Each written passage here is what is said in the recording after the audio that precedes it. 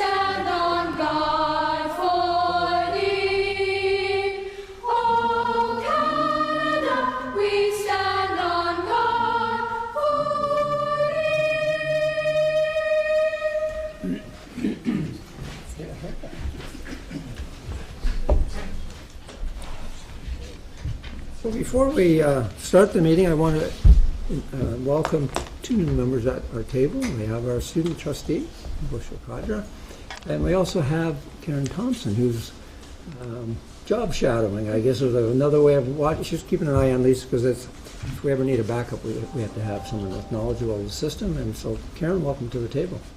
And Director, I know you want to introduce someone that's new to the table. Thank you, Mr. Chair. Through you, we have Superintendent Deanna Perry, who's joining us this evening, and she's rehearsed very well her role for this evening, and we know you all will be very impressed. She's already told us she's going to wow us. There's no pressure tonight. No. Director, can I get you to do a roll call, please? Yes, sir. Mr. Chair, this is our roll call for our meeting of 12 September 2018. Trustee Armour. First Vice Chair Karkner. Present. Trustee Cram. Present. Trustee Jacobs. Present. Trustee Wendy McPherson. Here. Present. Trustee Bill McPherson. Present. Trustee McAllister. Present. Second Vice Chair McDonald. Present. Chair McMillan. Present. Trustee Richards. Trustee Swan. Present. And Student Trustee Bushra Kadra. Present. Mr. Chair, you have quorum. Thank you very much. I have a motion that the Upper Canada District School Board approve consent agenda items 3.02 to 3.03, September the 12th, 2018, as submitted. I need a mover. Trustee McAllister, seconded by Trustee McPherson. I'll ask you to cast your votes, please.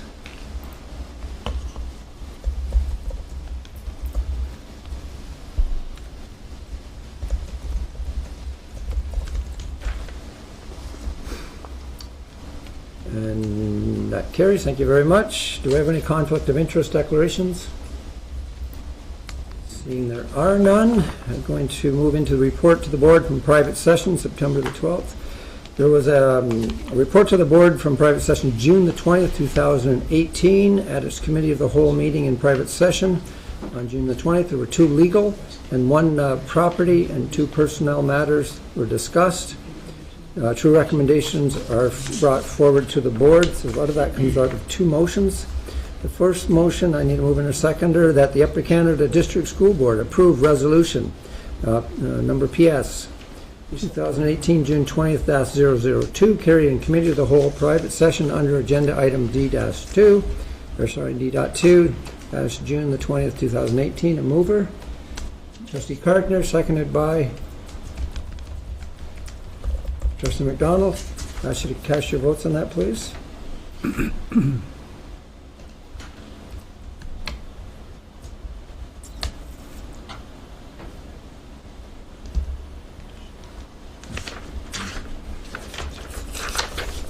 And that carries. Thank you. The second motion is that the Upper Canada District School Board approve resolution PS 218 2018 June 20th-003, carried in committee of the whole private session under agenda item D.2, June 20th, 2018. A mover and a seconder. Moved by Trustee Cram, seconded by Trustee McAllister. I should have cast your vote, please.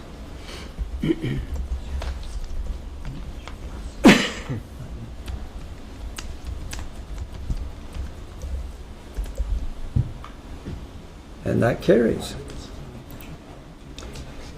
So this brings us to the really a special time in our board meetings when we have an opportunity to do an oath and declaration of allegiance. In this case, it's for our 2018-19 student trustee, Bushra Kadra. So, do we go back to the podium for this? All right.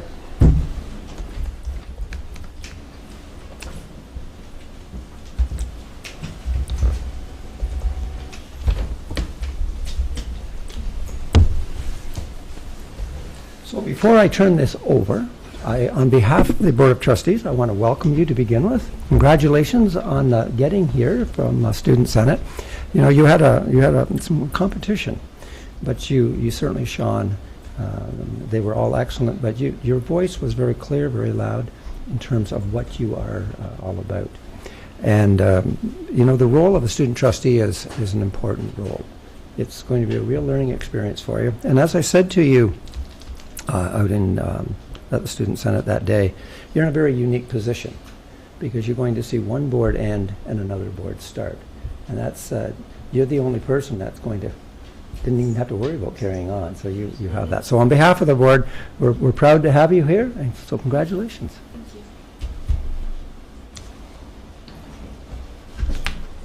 So, ladies and gentlemen of the board, part of the process of a student trustee being in that office is that they also have to complete a declaration and an oath of allegiance. As you'll notice from your board package this evening, that Bushra has done that in a private session in order for her to have access to board materials in advance of tonight's meeting.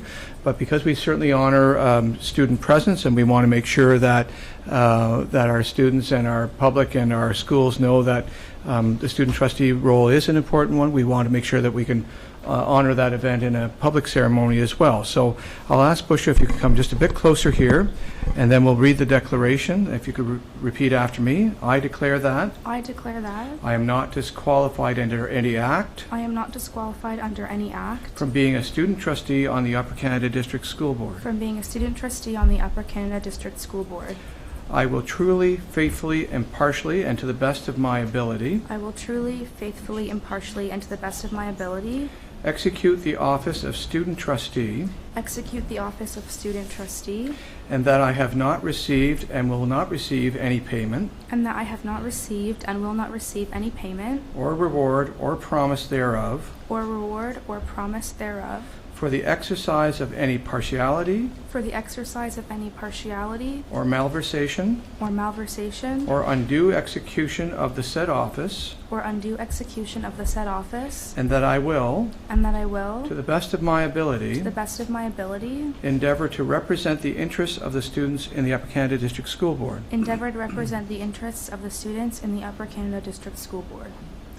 I'll ask you to sign there.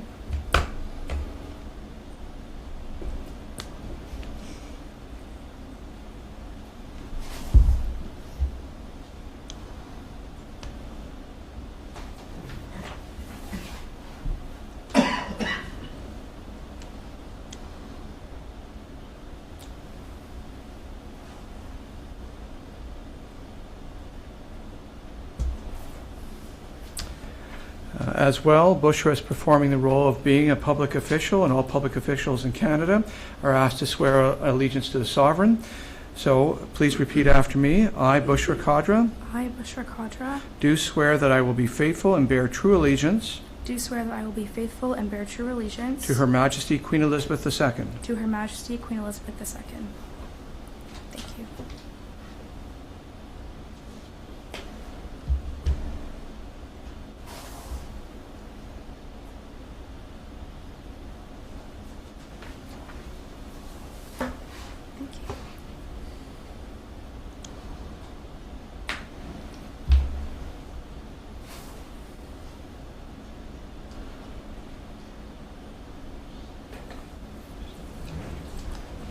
those, right? Ladies and gentlemen of the board, would you please welcome Bushra Kadra to the table?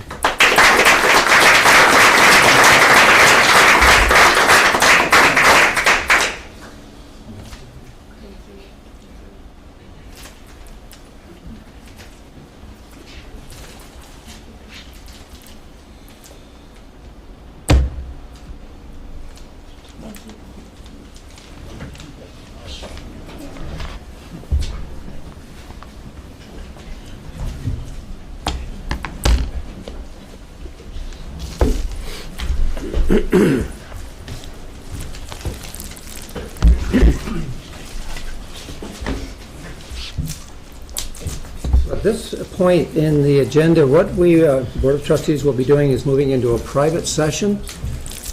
We'll be in that for a little while, and once the private session is finished, we'll be going back into the board. So at this point, I need a motion that the Upper Canada District School Board move into Committee of the Whole September 12, 2018 at 6:40. Moved by Trustee Karkner, seconded by Trustee Wendy McPherson. Just cast your votes, please.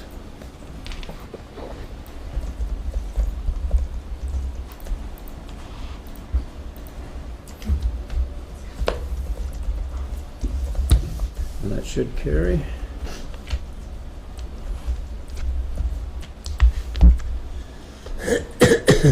Thank you very much. That carries. Now we need a motion that the Committee of the Whole move into private session September 12, 2018.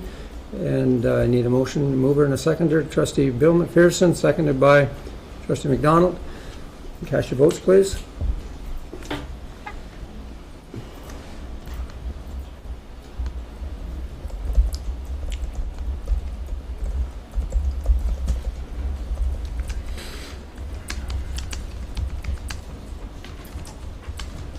Okay, so we have to ask people to leave the room, and we'll let you know when they get you back. Not everyone is.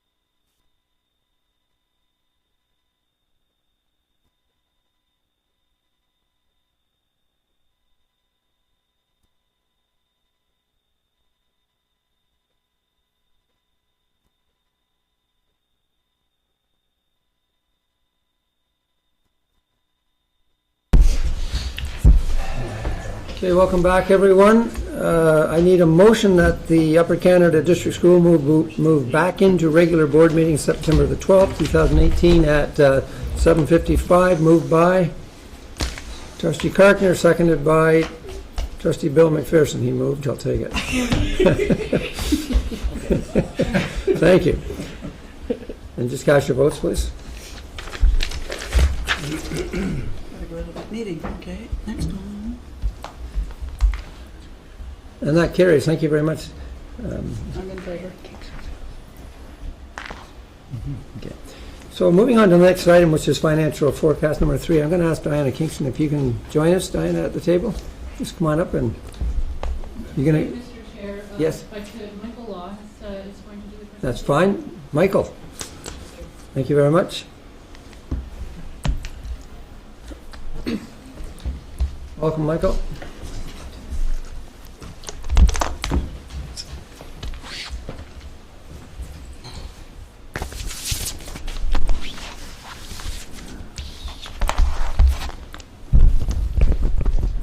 Floor is yours. Thank you. Through you, Chair, I'll be presenting tonight the financial forecast number 3. This forecast was prepared back in the months of May and June and was presented to trustees near the end of June this year.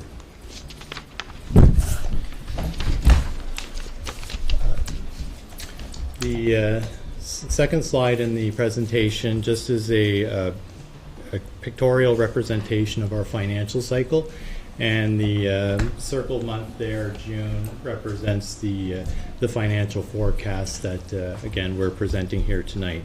And this will be the third and last financial forecast that we have before going into financial statements later on in this fall.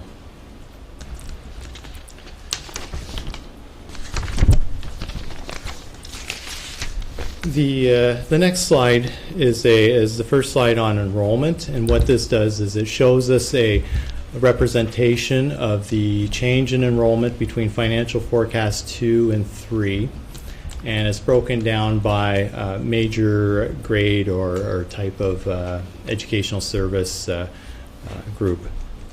So the majority of the change that we're seeing here is in the is in the secondary under 21 student population group, and the majority of that change is related to a lower projected number for international education. There is some decrease in the elementary, relatively minor, as well as there's a little bit of an increase in the adult day school, CONTED, summer school component. Now, just one thing to remember, that these enrollment figures are based upon October 31st and March 31st enrollment actuals known as of June the 4th. They are still subject to change based upon a review and a reconciliation with the ministry's financial and enrollment systems. The two graphs below kind of just gives a graphical representation of the change in the enrollment trend so far that we've experienced since the original budget. This next slide, again, shows enrollment. It just shows it broken down into different components. Basically, the major components here, pupils of the board, those are Government of Ontario funded students. And then the other pupils are those individuals that are basically tuition fee paying students. So under the pupils of the board enrollment, the major change there is the elementary, but overall there's just a minor decrease with regards to enrollment from the 3 categories listed under pupils of the board. The other pupils, again, the secondary under 21 is the primary driver between the change between forecast 2 and 3, and it has to do, again, primarily with regards to a slight decrease in the international education enrollment figures. Then there's the 2 graphs below that, again, shows the pictorial representation of the trend since the original budget.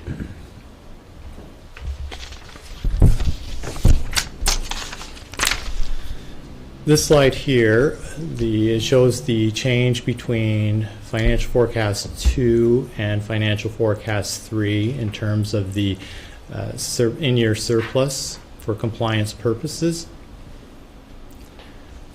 And I think that's pretty much sums up the slide itself.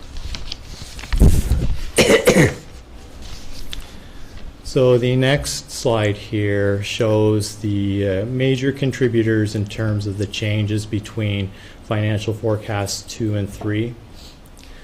The first line item, departmental/school budgets.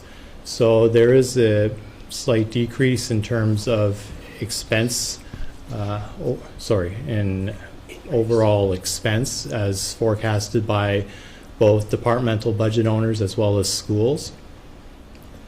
The second line item, school-based staffing. This pertains to non-special education staffing in the classroom environment. So basically we're looking at teachers, we're looking at early childhood educators, we're looking at principals as well as school office staffs and support staff. So those individuals collectively contribute to a slight increase in the decline in the surplus. The third line, the GSN enrollment funding, pupils of the board. Again, because we did experience a slight decrease with regards to pupils of the board and enrollment between financial forecasts 2 and 3, there is a corresponding decrease in terms of the revenue available. The next item, special education. The change there has to do, again, with a little bit with the staffing as well as the non-staffing component in the special education area. The fifth item, the delayed start of the benefit trusts. So what that entails is we've seen reduced funding because there has been a delay in the implementation or the movement of the principals, vice principals, the QP staff, and the non-union staff into the benefit trusts. We were slated to have those 3 groups move in the beginning of February. However, there was a delay in that, and thus there's a delay in revenue, as well as there's also an expense impact related with staying with our previous carrier, benefits carrier. And then the last line item, the international student enrollment. Again, as mentioned previously, that's driven primarily by secondary students in that particular category, thus leading to a decline in revenue related to that particular group. So the sum of those 6 changes aggregate to just over $300,000 in terms of a net decrease related to the change between financial forecasts 2 and 3.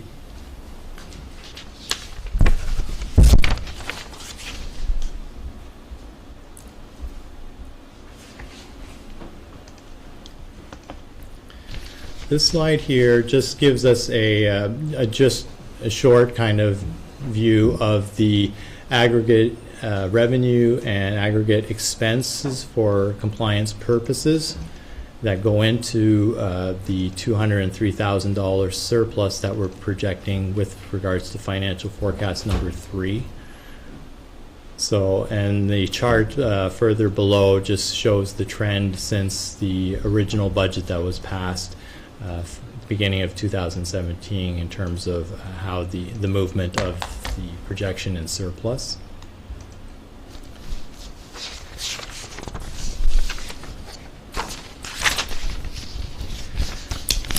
This slide shows us the detail of accumulated surplus deficit change in terms of the overall balance that we have from the beginning of September 1, 2017 with the in-year change, and then the projected balance at the end of August 31st, 2018.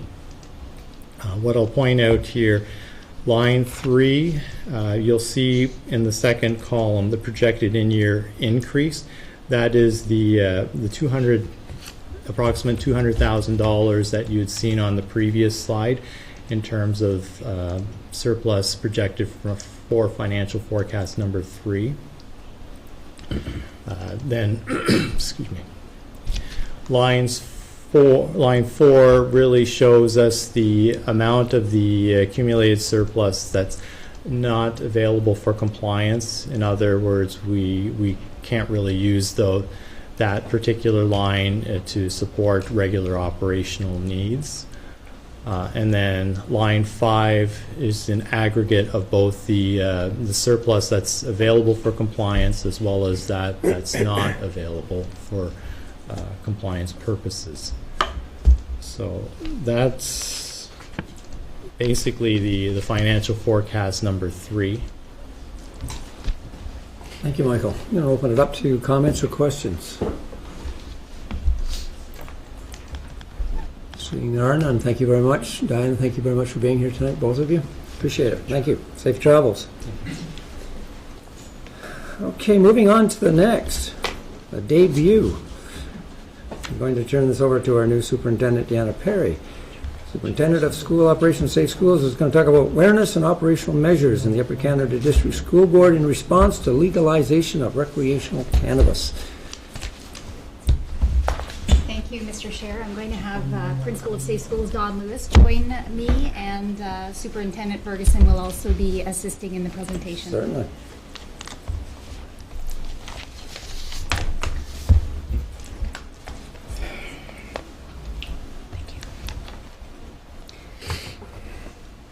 Through you, Mr. Chair, thank you very much for the opportunity. I'm very pleased to bring forward to this group information about the district's response with respect to legalization of recreational cannabis.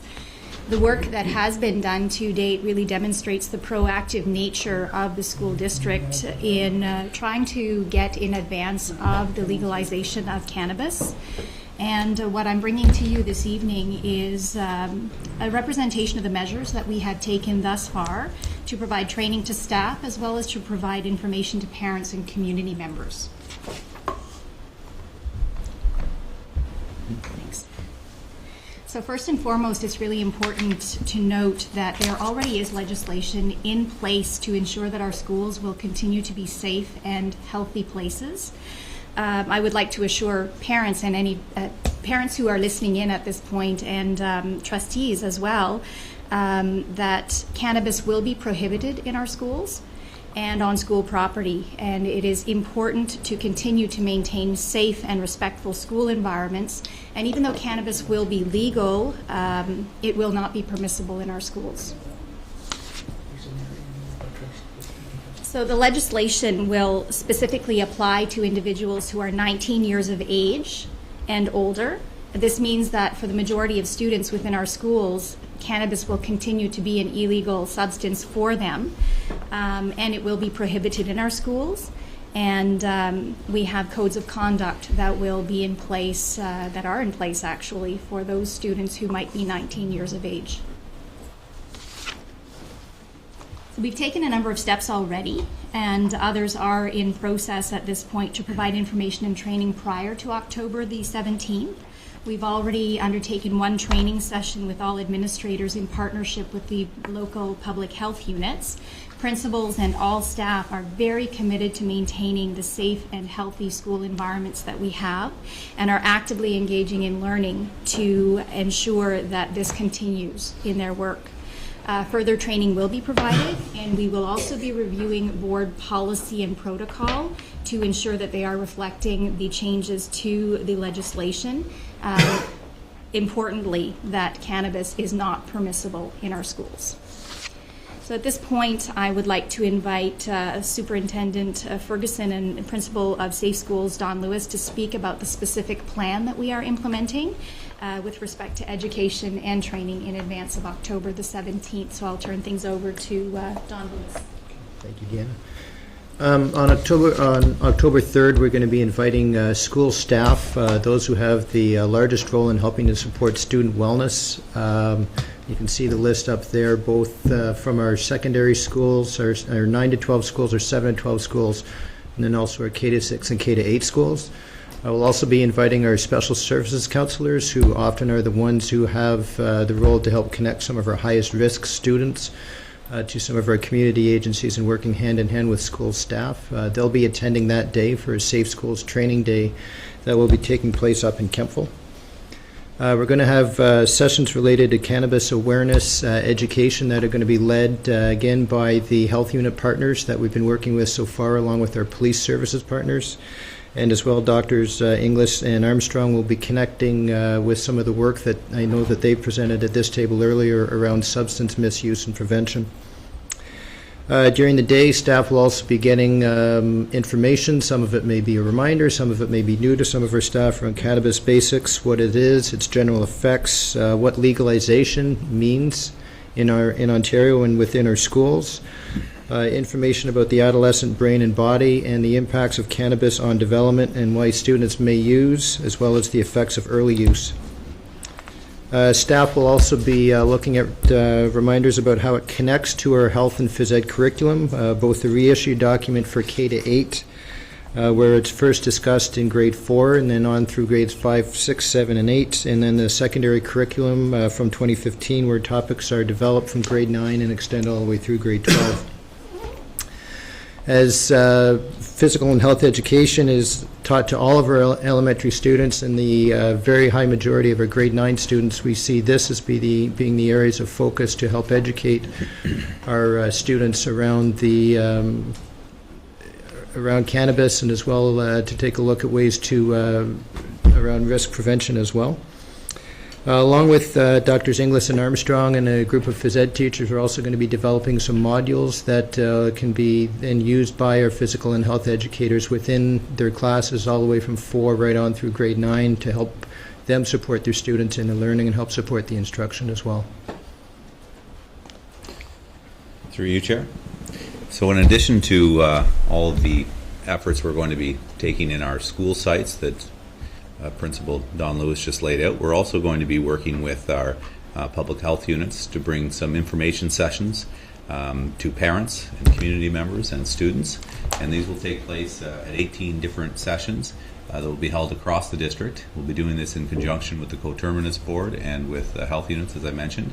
The sessions will provide general information about the legalization of recreational cannabis and discuss harm prevention strategies and links to resources. There's 5 main topics that we'll focus on. One will be cannabis basics, so what it is, how it's consumed, and general effects. The next will be legalization, what it means in Ontario and in our schools. The third will be adolescent brain, the body and brain development, why students may use and the effects of early use. Fourth would be parenting strategies, modeling, talking to youth, children about cannabis, and debunking myths about cannabis use. And the final one would be around resources that are available to parents and community members.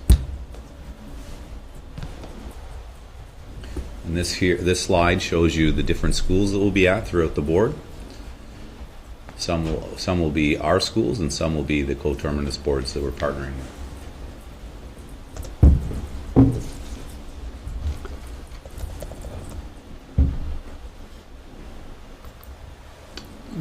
And then the final slide here, this is just some more information and support documents that are attached to this that will be made available and that are available for you to preview as well.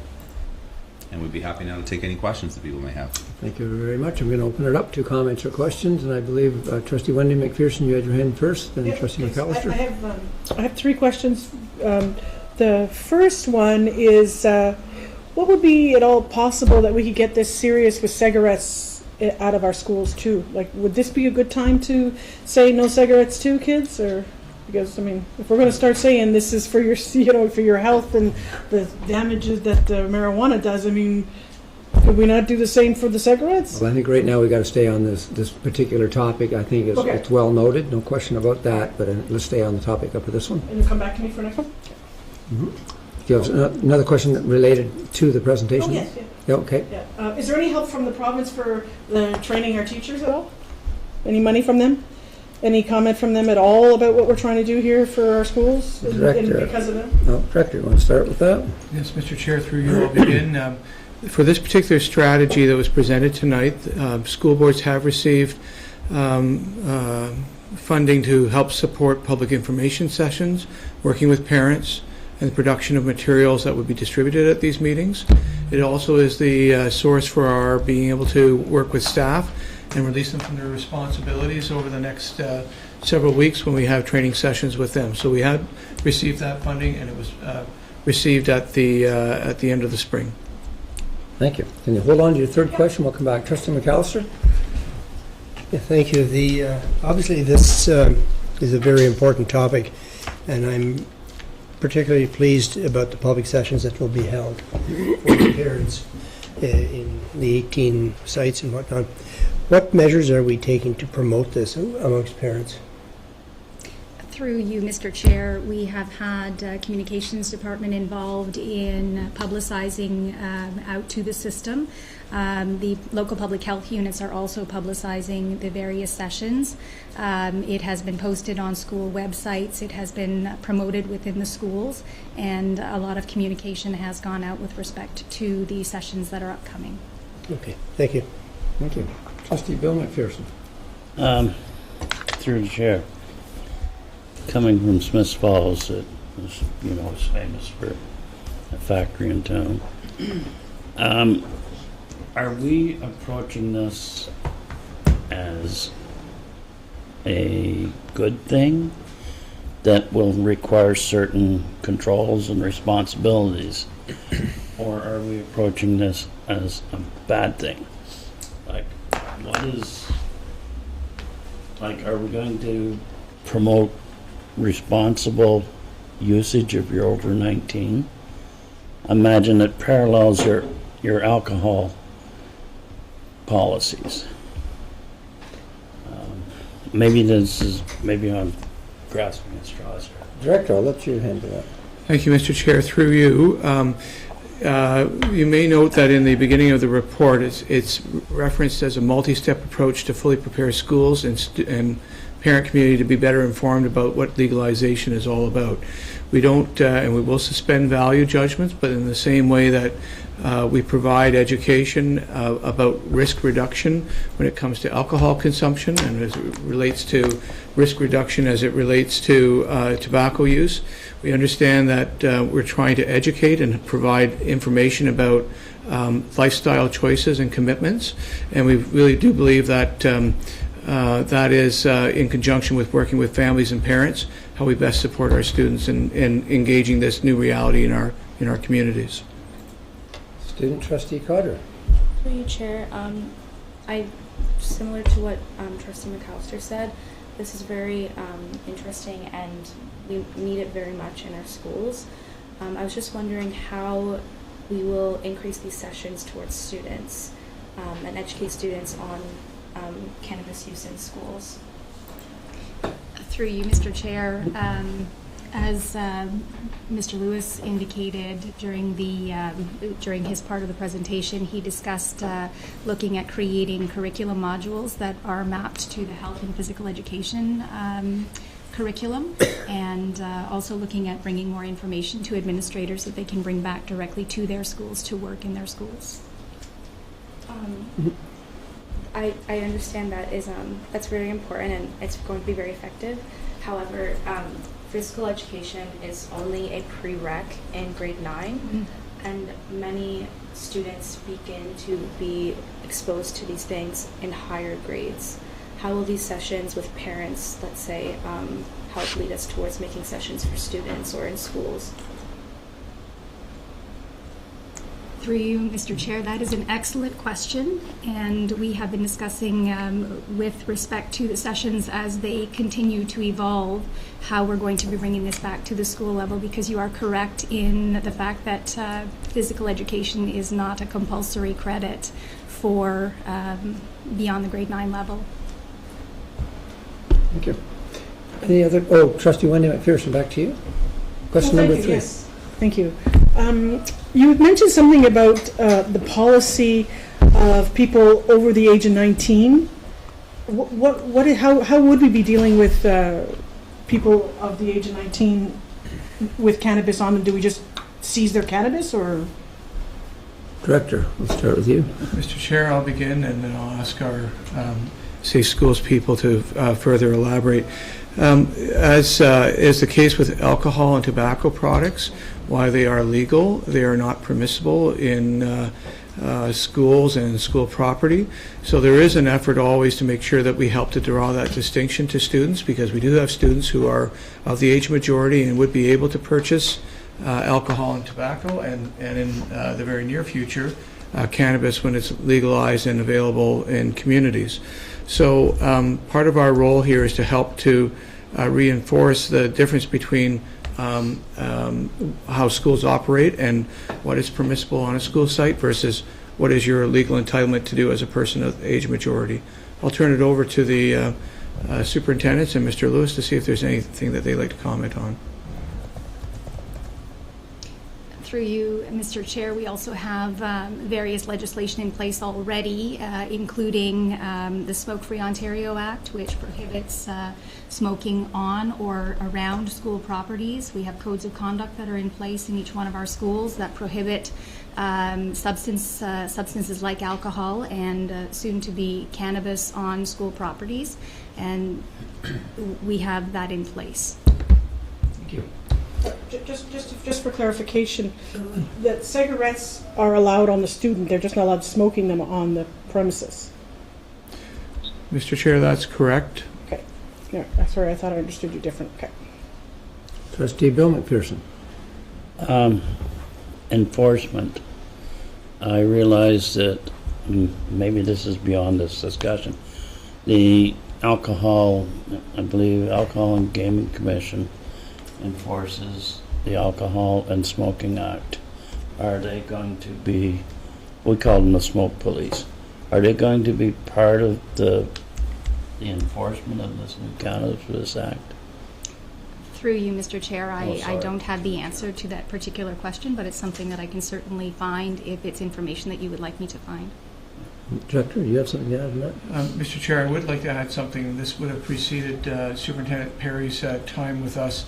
Mr. Ferguson and I, when we had an early conversation with the regional health units, they had indicated that that would be part of their enforcement role. That is, in the same way that they enforce the Smoke-Free Ontario Act.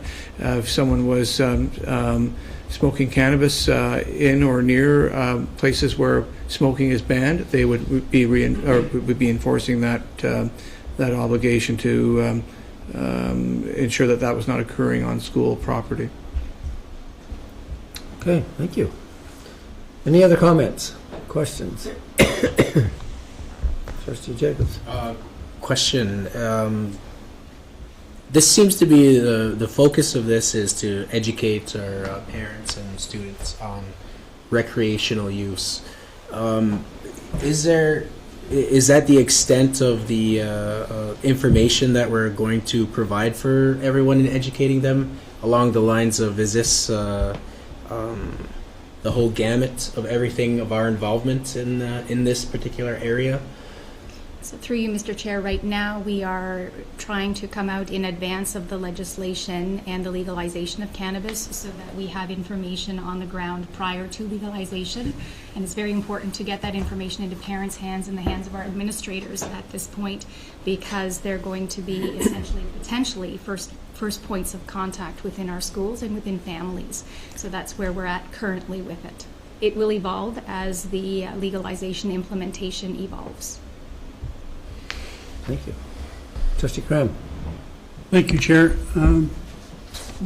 Through you or through Superintendent Perry, will they be coming back with a further report after they've done the presentations to the students and the parents, just to upgrade us and give us a different approach as to what's happening?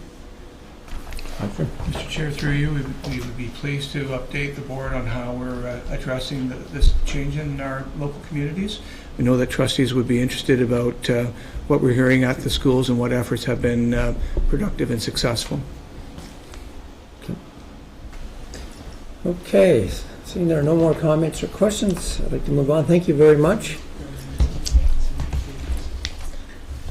Okay, moving on to, the next is an action item, and I'm going to put the motion on the floor first, and I'm going to turn it over to our SEAC Chair, Bill McPherson.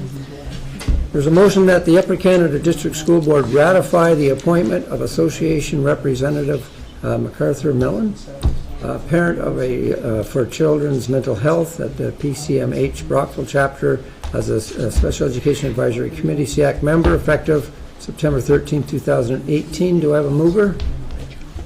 Trustee Cartner, Trustee McDonald, and I'll turn this over to Trustee McPherson. Yes, thank you. Susan Richardson and I took the liberty last night of reviewing the application, and he meets the criteria for being a member of our SEAC committee. I do have a question. Is it for the balance of this term, or will it be extended to include the, because we've only got 2 more meetings left, or is the intent to appoint him for the full term after the 1st of December? The assumption will be full term. Mr. Chair, through you, we can look at that further, but our first impression is full term, but we'll have to confirm that. Just it would seem a bit redundant to ask him to reapply in December. But I would recommend this as the chair of SEAC to the board.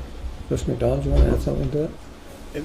So my understanding would be it would be to the end, and then we could reappoint, but appointments are done at the beginning of a term of a board, right, and they would last for that term of the board.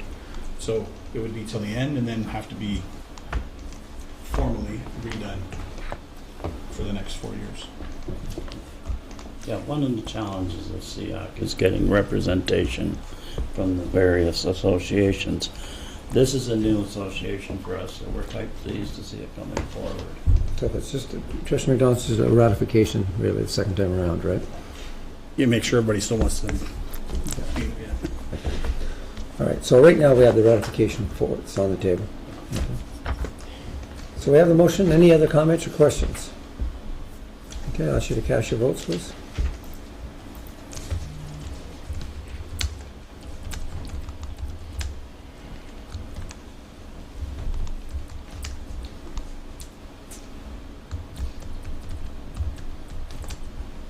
And that carries. Thank you very much.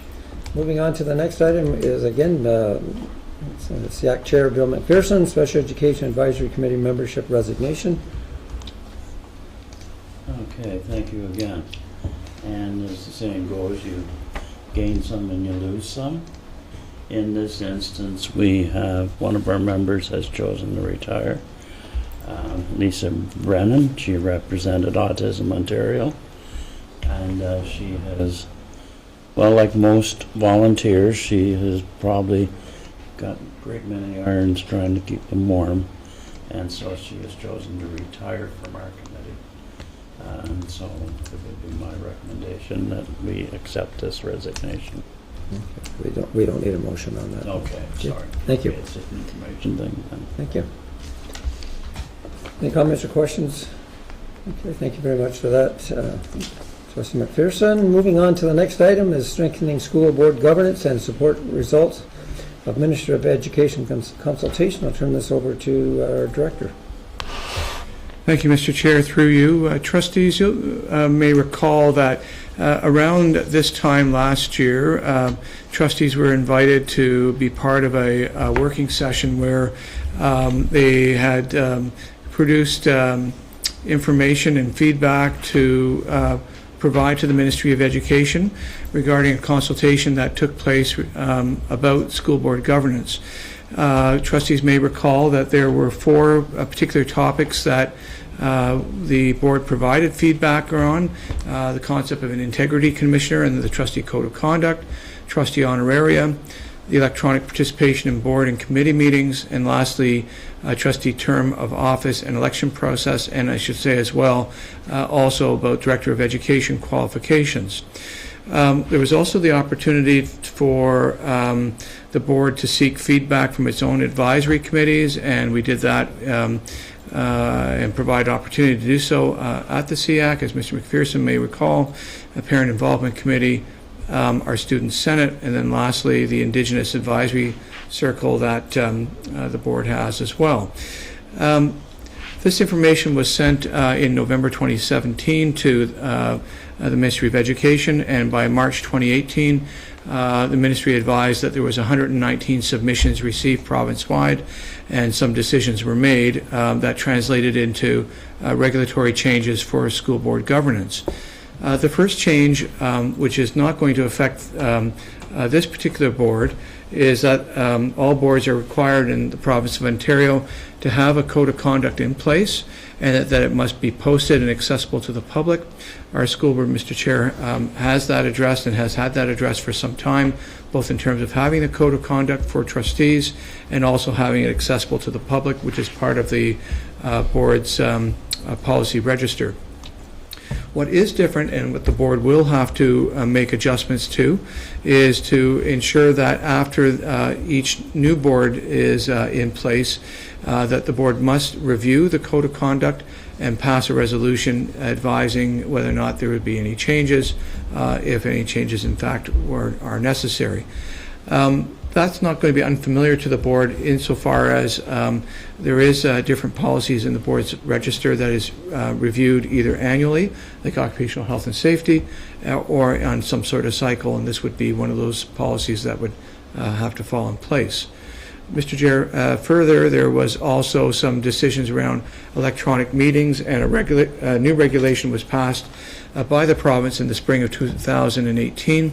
And in this case, in terms of electronic meetings, there is a need for each board to develop a policy, and also to ensure that there would be some particular attributes in that policy that states about the need for a certain number of meetings that, or a limitation on a certain number of meetings that can be conducted electronically, and also the presence of the chair and the director in those meetings.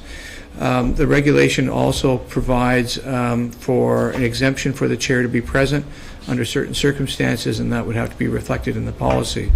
Mr. Chair, currently, the Upper Canada District School Board has a statement in their bylaws about electronic meetings and participation by trustees, and the staff will be bringing forward to the board in the near future some recommendations for a policy that would help to build upon that, and that would allow the board to be in compliance with the new regulation in Ontario. Lastly, the province of Ontario has amended the student trustee regulation 707, which has indicated that immediately the student trustee could be holding that office for not just 1 year, but for 2 terms, and that by August 2020, 3 other adjustments are supposed to take place. Number one, that the minimum number of student trustees the board would have is either 2 to a maximum of 3. Secondly, that the number of years that the term of the student trustee would expand from 1 year to 2, and the possibility that that could be a staggered term, that student trustee number 1 would be starting that term beginning at a certain date, and student trustee number 2 could be starting at a later date, and then therefore we would have the 2-year terms covered off. Lastly, the student trustee election date would have to be in February of a given calendar year. And while we had that at one time, Mr. Chair, you may recall that we had some exceptional circumstances, and we made some adjustments to that this past spring. And so really it's not so much an adjustment to the board's policy as it would be to the board's administrative procedure. Lastly, an item that was part of the regulatory changes in the spring was an adjustment to trustee honoraria, but trustees will know that honoraria was suspended, and that regulation was also suspended because the province is conducting its own expense management audit, and so at this time there has been no changes to trustee honoraria. So it was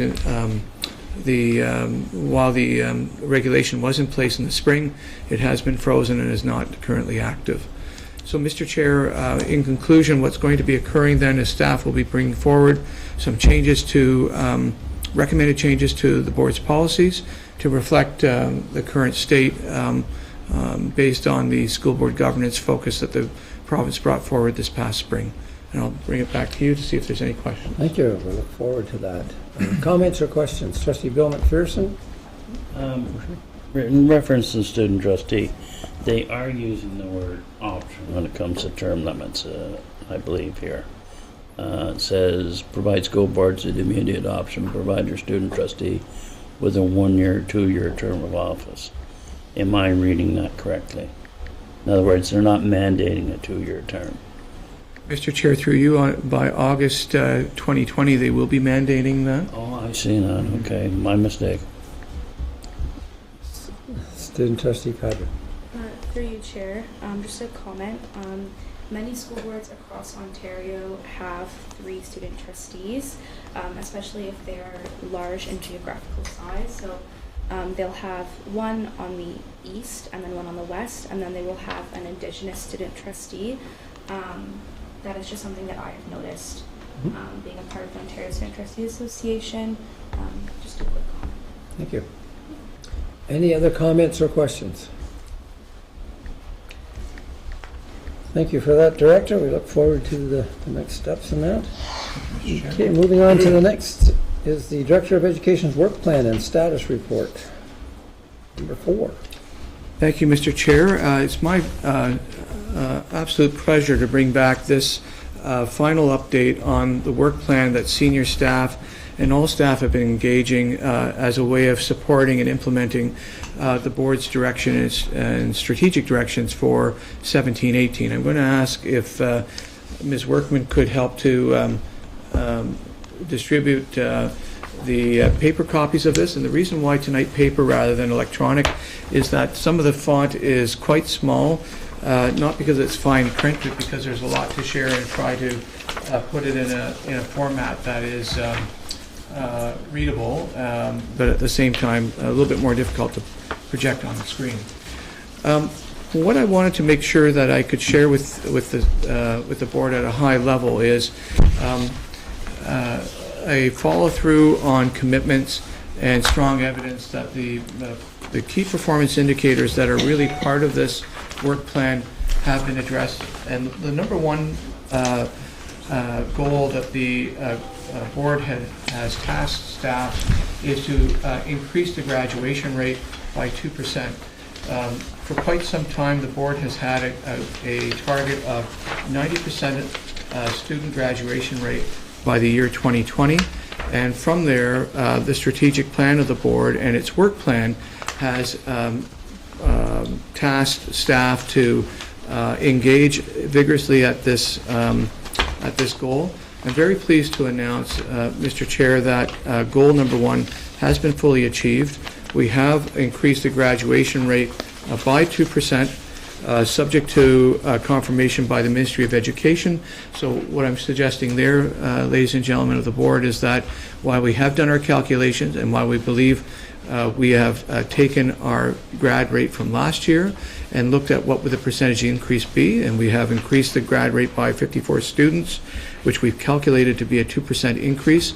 The Ministry of Education also has its way of calculating, and we would have to make sure that they would be prepared to verify or validate that. What really is important is to take trustees back to the presentation that Superintendent Coombs and Superintendent Dawes provided in April of 2018, where there was a very detailed unpacking about how we were endeavoring to do that. And again, it's our pleasure as a staff, and certainly not equal to the pleasure that families and students feel, that we've accomplished that objective, and we appreciate the guidance that you've given to us. Our next step in this goal, of course, is to look at early identification and early intervention, because the next 2% increase is also going to be challenging, and it's challenging in each interval for sure, because while we are pleased with our progress this year, given the goal that we had set, and was provided to us by the board, we know that we have more work to do. Item number 2 to talk about that is also important is about the effort to increase staff who feel they're both valued and have been the recipients of good communication. We heard loud and clear through the culture survey that the board conducted in 2014-2015 that staff felt that they were disconnected from purpose and from rendering the full value that they thought they could offer to the board as professionals and as employees of the board. And we understood that in order to be part of the thinking and doing, you need to be part of the explanation.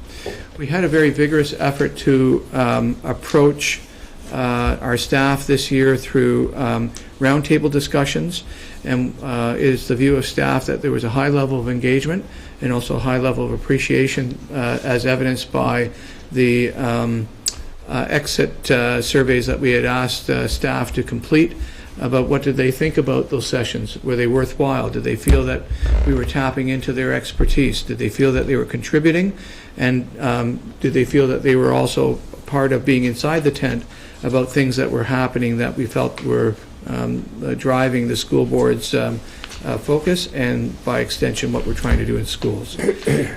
We felt that we were also seeing evidence of ownership and in a sustainable way about crew being not just something that the school board was doing, not just simply something that the senior staff was doing, but in fact was being adopted by schools. No stronger evidence of that is than what we can see outside on the wall when you walk into the boardroom of a crew wall that was created by one of our schools where students were asked to see how those acronyms of crew around collaboration, resources, education program, and wellness resonated with them and what they saw at their own schools. I'm pleased to report that, and I'm sure that trustees have seen for themselves in different places where they visited, and I'll just rhyme two off that comes to mind, South Crosby and Glen Tay, that they had created their own crew walls and had seen them as part of recent school visits this spring and this fall. The next level of work, of course, is to understand how this has affected how our staff see their contribution, how they're being valued, and whether or not they believe that we have taken the necessary steps to improve in communication. We have anecdotal feedback at this point, but Mr. Chair, I do firmly believe that what's going to happen is that the Ipso Reid survey, our school culture survey that's going to be taking place in the very near future, will provide some updated information that the board will be receiving and that staff can act upon about how our staff sees the staff experience and whether or not we've in fact improved since 2014-2015. Goal number 3 was to focus on our students' ability to deal with stress. Again, this came out of the culture survey that the board administered in 2014 and 2015. And it was a focus and a deep interest of the board and certainly of staff to look at what we are doing to address how students experience school and how we're helping them to build resilience and tenacity in terms of what it means to be a student during the school day. I know that, for example, we have very clear evidence that we have 81 schools that have developed school wellness goals this past spring as part of the school improvement plan process. And we saw examples both through school visits and through our director roundtable discussions where examples were shared about what that looked like. It was everything from working on self-regulation to improving how students were engaging and interacting with each other. We also wanted to ensure that as a staff, we were building a firm commitment to including student voice in terms of how we were planning and developing programs. So since this past spring, we've had several examples where we know that we had students either party to the discussion at the planning side of it or providing feedback after the program experience was implemented. Our Student Senate has been very instrumental in that, and as a matter of fact, the Student Senate was very instrumental in terms of shaping the rural guidance project that we're using in our schools currently, and that came out of the October 2017 Student Senate meeting, where students had given some very clear and pointed feedback about how guidance services would work best for them. Lastly, Mr. Chair, there was inherent in this goal a need to ensure that we were skilling up our staff using resources that we believe would help them to support student well-being and the student journey in general. And we have over 100 staff that received training last year on the document published by the Ministry of Education called Supporting Minds, which is really designed to work with the general practitioner in mind, that is our teachers, about how to engage and talk to children and youth about matters relating to mental health. And I stress mental health rather than mental illness. We did avail of the support of our psychologists in terms of designing those sessions, and we really will continue to rely on their support. The next step, of course, is how do we know how well students are coping? It's been 3 years since we've asked that question through the culture survey, and while we asked that on a site-by-site basis through student surveys such as the Tell Them For Me survey, we know that the board has a direct interest in asking their own questions around physical and emotional well-being, and I suspect again that we'll receive very, very valuable data through the administration of the school culture surveys, board culture survey this month in September. And lastly, Mr. Chair, I want to bring to you goal number 4, which staff were asked to invest in a very authentic way about connecting with community stakeholders beyond what our policy requirements are. So our policy requirements currently is that we hold community partnership planning meetings once a year. That's policy 4002. And we heard very clearly from trustees that that would be a very basic or baseline expectation, and that we need to reach out and develop partnerships in a more active and vigorous way. So one of the things that we can report out on this evening is that we have concrete commitments that we've been building with external partners. Some of that are listed on the very last page of the Director's Work Plan that staff have identified, including York University, Aquatarium, the WE Foundation, and our public health units. And either those partnerships have materialized in 2017-2018, or they are going to be bridge conversations that we're bringing into 2018-2019.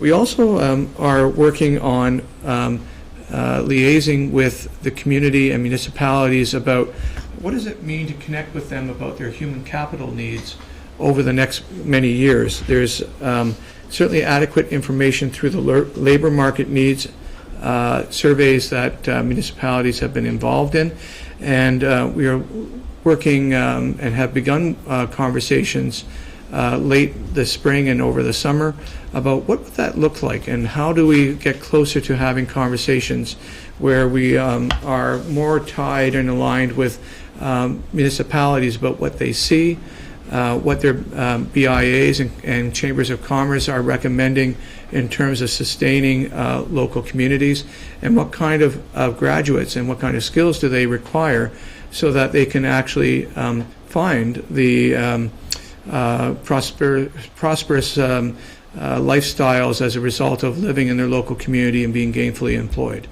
So I see that's going to be taking place in the near future, Mr. Chair, as we move to 18-19, and trustees might like to know, well, what does the next steps look like?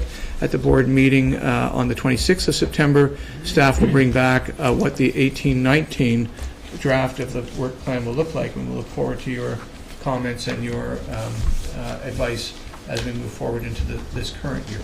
So I'll turn it back over to you, Mr. Chair. Thank you, Director. I'm going to turn this over to the trustees for comments or questions. Trustee Kartner. Yes, for goal number 2, Director, I was wondering about whenever it was stated that Crew for EA's videos that shows what crew looks like by different employee groups, and Crew for custodians. Are they available for us to see at this point in time? Thank you, Mr. Chair, through you. We're initializing that as we speak. At our August leadership meeting, we developed some materials that we hope will promote the focus on crew and you, and those promotional materials looks at all labor groups and how each of those employee groups are making a connection and contribution to crew. I'll ask Superintendent Dawes if you'd like to comment on what additional media that we've got as part of that, realizing that goal. Thank you, Chair, through you. Really, the Director has touched on it. We received feedback at the Leadership Day in August, and we're reviewing that information now and applying it to the first draft of the posters that we put in place.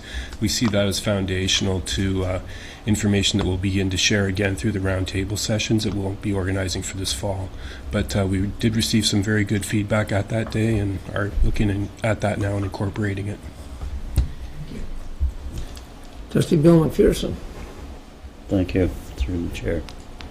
I realize we survey students, we survey parents, or survey staff. One thing that I sense is missing is, last night at SEAC we received a report from an outside agency on inclusion in schools in Ontario. Do we measure that ourselves through our own surveys? Inclusion for special needs students, inclusion for transgender students. There's a whole gamut of inclusions. Are we measuring that in any form in all this sampling that we're doing? Through the chair. Director. Mr. Chair, through you, when Bill 13 came out a few years back, part of the requirement for all school boards was to have a school climate survey process. So all of our secondary schools do have that survey process. We've instituted, and part of our goals, as you might see in goal number 3, one of the actions was to have that as a universal practice and involve students in terms of designing of questions as well. So I'm very pleased to say that we do have that in place and that the schools do generate the data that they're looking at in terms of schools being a respectful, welcoming, and safe environment for students. Connection with community. I applaud the presence at the fall fairs. I tracked them down and spoke to any fall fair I went to. I made a point of going to visit them. However, when I see community outreach that involves the locally elected politicians, it distresses me that the trustee is not necessarily included in that. I think as a board of trustees, especially as an elected board of trustees, we need to afford ourselves of the opportunity to connect with our own local politicians, whether it be through this process or a separate process. There's the expression that during municipal elections that school board candidates are the forgotten politicians. It's sometimes hard to get speaking space in all candidates night. But I think that as the Board of Trustees, we should have a higher public profile when it comes to discussions with our communities and our stakeholders. And that's simply a comment. Thank you. Thank you. Any other comments or questions? Trustee William McPherson? Just a quick, you may have already addressed this, but how was the events, the increased school district presence at community events in our region? How did we do this summer with all that? Are we going to get a report on that, or is it just something verbal? I got a balloon. You got a balloon? Yeah.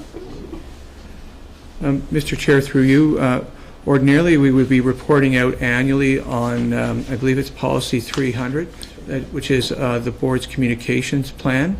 And so part of what senior staff do is they bring an update about how the plan was executed and recommendations for shaping the plan for next year. Mm-hmm. And at that time, that report will be brought. Okay, thanks. Okay. Thank you very much, Director. Turning it back over to you to the next item, which is a call for applications, 2018-2022 Municipal Election Compliance Audits Committee. Thank you, Mr. Chair. Members of the board may recall at the last meeting in June 2018, a report came forward to advise about the board's obligation under the Municipal Act to develop a compliance audit committee before October 1st. From that time, staff proceeded to put out a request for expressions of interest to participate on the committee. The board needs a committee to form a committee of 3 to 7 people, in accordance with the Municipal Act. I'm pleased to say that we had one expression of interest thus far, and while the first round closed, we are now going to re-advertise, and in addition to reach out to community contacts of people who we knew who either served in that capacity in the past or who we know have provided expressions of interest to serve on other board committees, but the time or the opportunity didn't align with their interest at the time to revisit their interests. And then at the September 26th board meeting to update the board where we're at and try in our effort to meet that compliance obligation. Thank you. Any comments or questions about that? Trustee Bill McPherson. Given that the nomination process takes place at the municipal level and not at the board level, is this not creating another layer? Because all the municipalities already have an audit committee for elections. If I am nominated in North Helmsley Township, why is it not set up that if there's a question about my financial statements, that's not guided through the local auditor? I don't have an answer for that. Do you, Director? Mr. Chair, through you, it would not be uncommon for school boards to try to align with a local municipality about supporting that process, and I've heard from other directors that that in fact happens. When I look at the Municipal Act and I look at the stipulations of it, it would suggest that we are making our efforts to create our own committee, or would be implied by the legislation.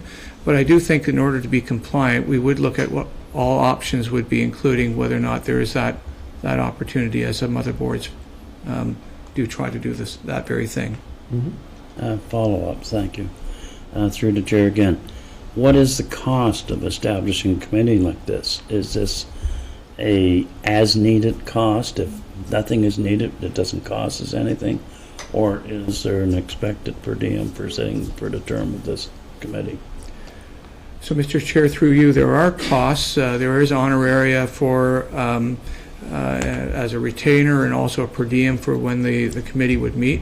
I don't have that number for you for what we had budgeted from the 2014-2018 election year, but I can bring that back to the board as an information report, and so that the board would be apprised about what was that, and they have some sort of sense of what that might be on a projected basis for the next year. Thank you. Any other questions?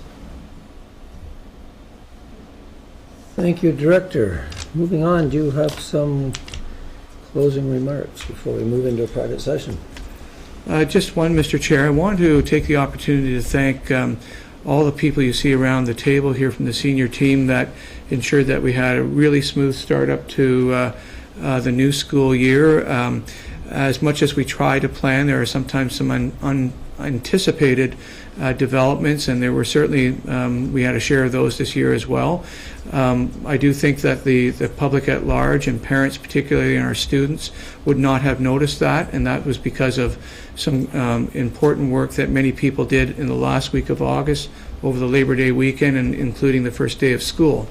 That's the kind of thing that people do behind the scenes that makes for a great year, and I really want to credit all of the folks in schools and our senior team around this table that made sure that the first day of school was a good day. Many of us were making an effort to be present there to support students and to thank our staff for all the things that they're going to be doing over the course of this year, and I have no doubt that we're going to have a great year ahead. So I want to thank our staff and particularly the people around the table here tonight. Thank you, Director. I want to welcome everyone back. I hope everyone had a good summer. I want to reassure anyone that's watching tonight, we have 3 months left in this board, but we have a lot of work to do. And I can guarantee or assure everyone that this board will work hard right to the last. There's a lot to be done, a lot of conversations that we're going to have, and I can assure the public that we're ready for that job to the very end. The second thing I want to talk about is something I'm quite excited about. It starts Friday, with our staff and starts again on Monday with our students, and that's the Ipsos survey. This is the opportunity for our board to take a second look at a survey that we put into place 4 years ago. It gave us baseline data. Using that information, it helped us with our strategic planning. And really looking at having the survey now is an opportunity for us to see exactly how effective we have been. And I'm excited. I personally believe that we're going to get a much larger group of people involved in this, both with the students and with staff. Any conversations that we've had with our principals and information that's out there right now is being received very positively. I think it's been made very clear that the intention of the survey is first that it is extremely anonymous. We made sure of that. The second, that we value the voice of everyone that's involved in our system, and this is an opportunity for you to share your voice with us, and also that we have shown that we act on the information that we get. So I'm really excited about this. We will get the information back a little later. Whether or not it'll come in the level of information that we want to see by the end of this board, I don't know. But the important thing is it's the information that will be given to the next board and the actions that's going to be taken based on that data. I want to thank David for the work that you did on that. There's also a lot of people in staff that were involved here at Central Office that helped get it out to the system. So there's a lot of people that helped us through this process, and I really look forward to what's coming out of it, because I think it's a good thing. It's good for us as a board, and again, it just reinforces that we care, we listen, and we act. So I'm excited about that. Okay. So what we're going to do, just kind of a heads up here, we're going to go into a private session again. We had some unfinished work. Superintendents, I don't believe that we need you for this next section. We will be coming back at the very end, but it'll only be to go back into the public board and back out. So I don't see any reason why you would hang around. So as far as I'm concerned, Director, I'm speaking really, I think, for everyone here, that you're certainly welcome to have the rest of the night off. So enjoy yourselves. So I have a motion. Joey, just hang on, it's a couple emails to send to you. A motion that the Upper Canada District School Board move into Committee of the Whole September 12, 2018 at 9:01. Moved by Trustee McDonald, second by Trustee McAllister. Just a show of hands, please. Thank you very much. I need a motion that the Committee of the Whole move into private session September 12, 2018. And again, a mover, McDonald and Trustee and Cartner. So, sorry, Trustee McDonald, Trustee Cartner. And a show of hands.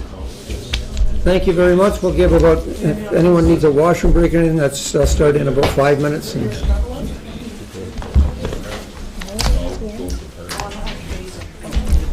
Yeah.